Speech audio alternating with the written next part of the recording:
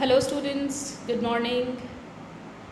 So we have seen how Cyril and Doris were treated by Mrs. Pearson, who was actually having the personality of Mrs. Fitzgerald. Now Mrs. Fitzgerald came to meet Mrs. Pearson, and Cyril calls her like a old bag from the neighborhood. So Cyril is coming with Mrs. Fitzgerald when he is rebuked by Mrs. Pearson to talk like that. And now Mrs. Fitzgerald moving to left center anxiously. She is very worried because Mrs. Fitzgerald, who is a neighbor, but now personality wise she is Mrs. Pearson, and she is very anxious that what Mrs. Pearson in the personality of Mrs. Fitzgerald was doing with her family. I just wondered if everything is all right, she asked. Cyril sulkily, sadly, no, it isn't. He said, no, it isn't all right. Mrs. Pearson sharply said, of course it is, everything is fine, you be quiet. She makes Cyril quiet. Cyril, indignantly and loudly, angrily, he said, why should I be quiet? He's so frustrated now, and he just spoke so loudly, why should I be quiet? Mrs. Pearson then shouting said, because I tell you to, you silly, spoiled young pycan. Okay, pycan means a stupid behavior. Okay, a person with stupid behavior. So now Cyril is shouting and Mrs. Pearson is shouting more. She said, because I tell you, so stop. Mrs. Fitzgerald is protesting nervously because she can't see Mrs. Pearson or Mrs. Fitzgerald rebuking her family in this way. Oh no, surely. Mrs. Pearson very severely, very strictly said, now Mrs. Fitzgerald, just let me manage my family in my own way, please. Okay, so she stops Mrs. Pearson, Mrs. Fitzgerald in the body of Mrs. Pearson to interfere. She said, I'll be handling my family in my own way, just don't interfere. Mrs. Fitzgerald said, yes, but Cyril said sulkily and glowering. He said, Mr. Cyril Pearson to you, please, Mrs. Fitzgerald. As soon as Mrs. Fitzgerald called him Cyril, because she was having the personality of Mrs. Pearson, and for her, Cyril was her son. So she was calling him by this name, Cyril. But Cyril got very angry and said, Mr. Cyril Pearson for you, Mrs. Fitzgerald, call me like that. And Cyril stalks off into the kitchen. Now Mrs. Fitzgerald moving to the settee, whispering, oh dear, what's happening? So now she asked Mrs. Pearson, what are you doing with my family? And Mrs. Pearson very calmly said, nothing much, just putting them in their places, that's all. Doing what you ought to have done long since. You have not done this, so now I am doing this. Mrs. Fitzgerald asked, is George home? She sits beside Mrs. Pearson on the settee. And Mrs. Pearson replied, yes, I have been telling him what they think of him at the club. She had told Mrs. Pearson's husband, Mr. Pearson, how he was called at the club. And Mrs. Fitzgerald, with the personality of Mrs. Pearson, said, well, they think a lot of him, don't they? Means they like him a lot. Mrs. Pearson said, no, they don't. And now he knows it. He knows that the club members do not like him. Mrs. Fitzgerald gets nervous. Oh dear, I wish you had not told this. Mrs. Fitzgerald is calling, oh dear, I wish you had not. Mrs. Fitzgerald, why she is calling Mrs. Pearson Mrs. Fitzgerald? Because actually, personality wise, she is Mrs. Fitzgerald who is as Mrs. Pearson living in her house. Mrs. Pearson said, nonsense. Doing them all a world of good, and they'll be eating out of your hand soon, means they'll be in your control soon. You'll see. Mrs. Fitzgerald said, I don't think I want them eating out of my hand. I don't want them to be in my control. Mrs. Pearson impatiently said, well, whatever you want, they'll be doing it. All three of them, Cyril, Doris and George.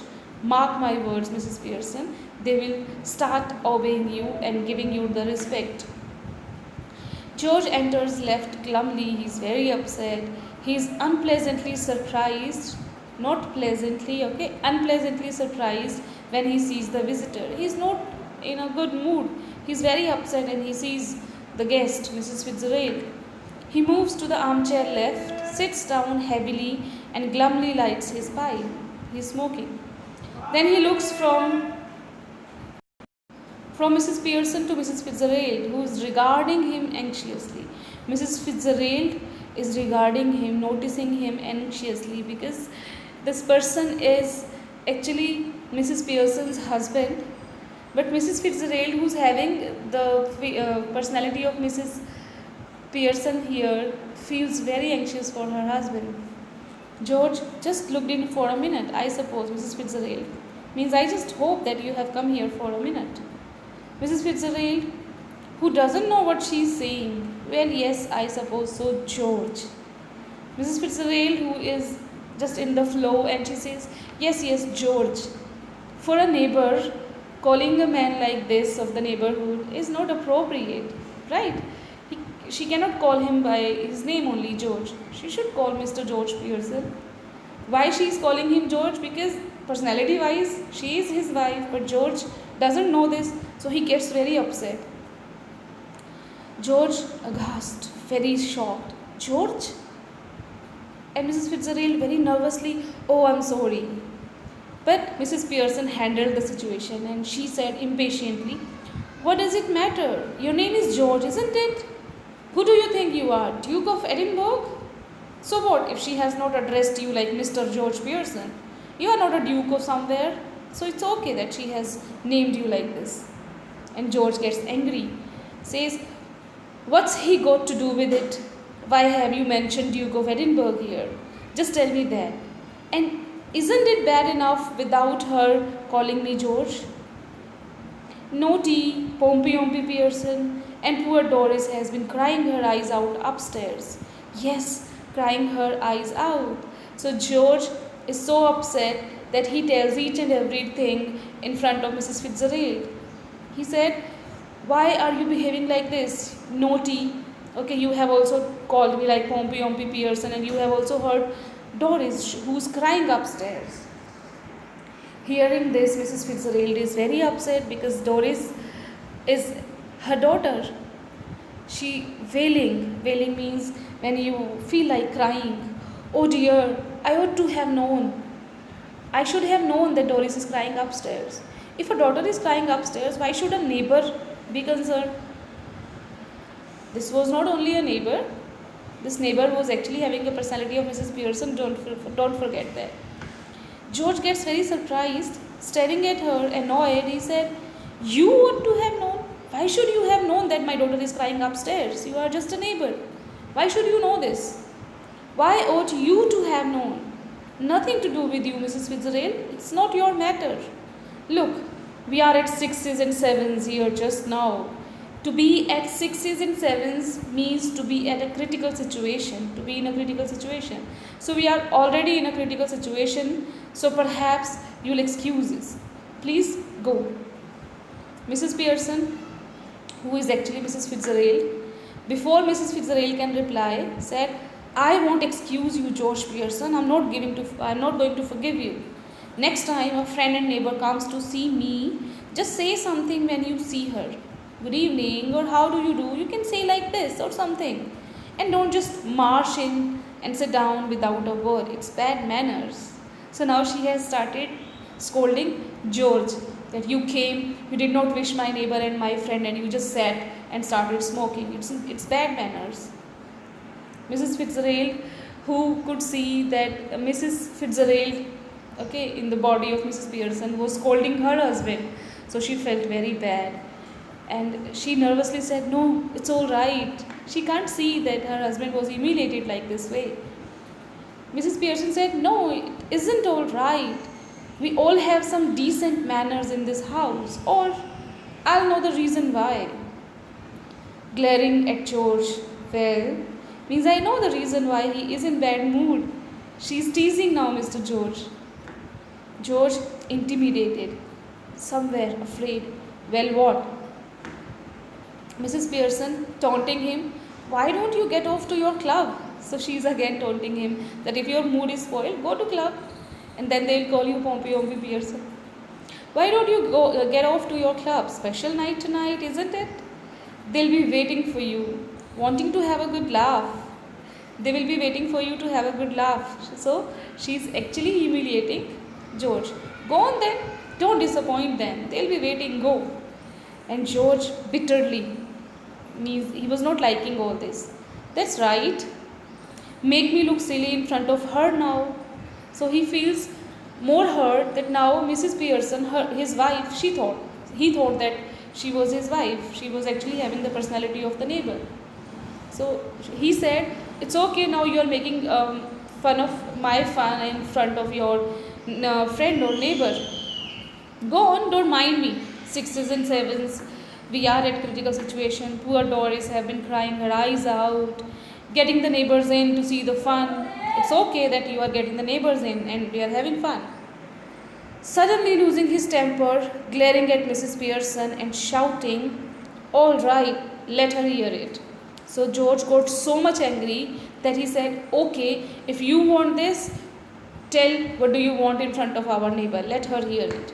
What's the matter with you? Have you gone balmy? Or what? Balmy, when you go crazy. Mrs. Pearson, she also gets angry and she jumps up savagely, wildly. If you shout at me again like that, George Pearson, I'll slap your big fat silly face. So a wife said her husband that if you slap or if you shout at me like that, I'll be slapping you. Mrs. Fitzgerald is mourning. This everything was happening in front of her and her family was so much humiliated and she was mourning.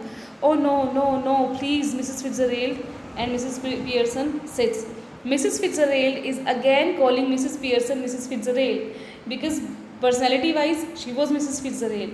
Now George was there. So he would be getting surprised at why Mrs. Fitzgerald is addressing his wife Mrs. Pearson as Mrs. Fitzgerald. He is very shocked. George staring at her, bewildered, shocked. Either I'm off my chump or you two are. Means either I am so stupid or you both are stupid. How do you mean? No, no, please, Mrs. Fitzgerald. Why did you say this? No, no, Mrs. Fitzgerald. Look, you are Mrs. Fitzgerald, so why are you telling yourself to stop when you are not doing anything? Why are you stopping yourself? Tell her to stop. Then there would be some sense in it. And she was actually stopping her. She was Mrs. Fitzgerald personality wise, but George thought that she is his wife, Mrs. Pearson.